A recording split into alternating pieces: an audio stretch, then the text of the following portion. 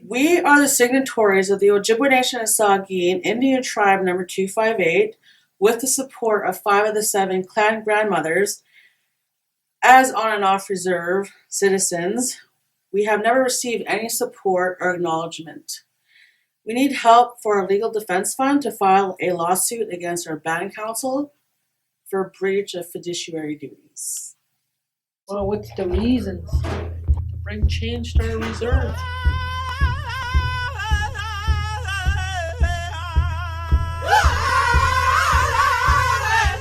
It's not even a government up here. It's more like a regime or something. The chief, his wife is band manager. His daughter is a counselor. The chief's son-in-law is the police officer. It's a hereditary system, but they're just abusing it. They use it for their benefit only and theirs only.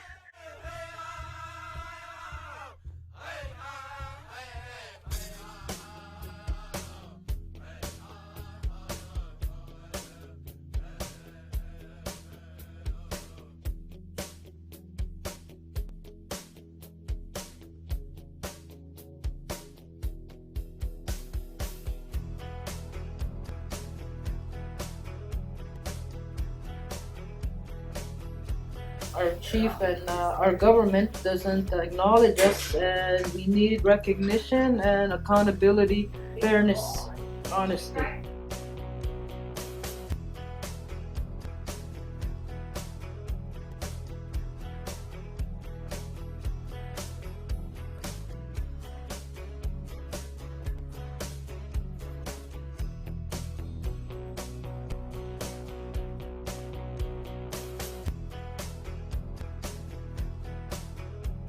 There's no jobs here. They got projects happening that are worth millions of dollars. And the chief's wife is running around telling all these contractors not to hire band members. And that's where I question as a Anishinaabe, why do I live in a city like this when I got a rich reserve over here?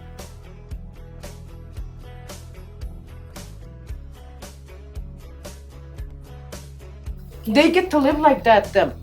But meanwhile, all of us, we all live in dinky little slum places. Why is that? What is the difference here? Why do we have to live like that? That's why I'm so determined that we have houses here equal to everybody. In my house, contractor came here, almost 3.5 years ago, but they flooded it, and they still never come back here to fix it. And it's almost been 4 years. We have outside band members that are trying to come in. We have empty houses. They won't allow that either.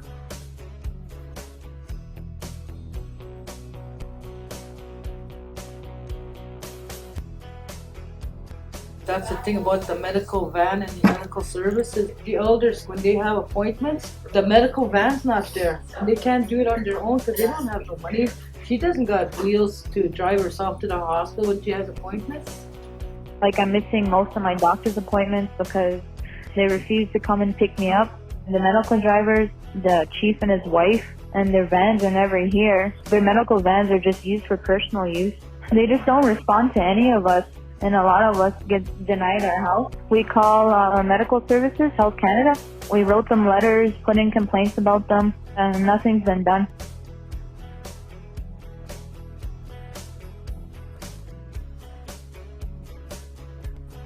All those 4 guys, when they had asked me to help them to get them into heavy mechanics, we did fill in the proper applications for all these boys. What happened? They all got knocked down. I did ask for help to go to university or college, and for 6 years he kept telling me, I have no money, we have no money, we have no. For 6 years. We got students out there and they asked you for help, and he totally ignores them. And their grandson, when he went to college, they paid for his apartment and they gave him a check every 2 weeks.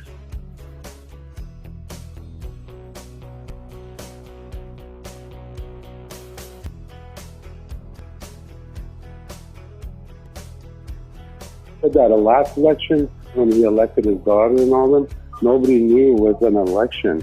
All their meetings, too, are just held down at the chief's house. Nobody in the community ever knows what's going on. They're obviously speaking on our behalf without our knowledge, consent, not being consulted, not being invited to meetings. Nobody's ever in their building, like the clinic, the band office.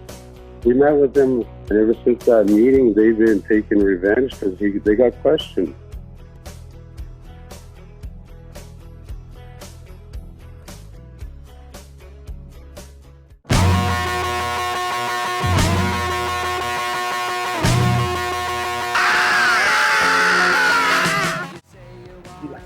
Be good.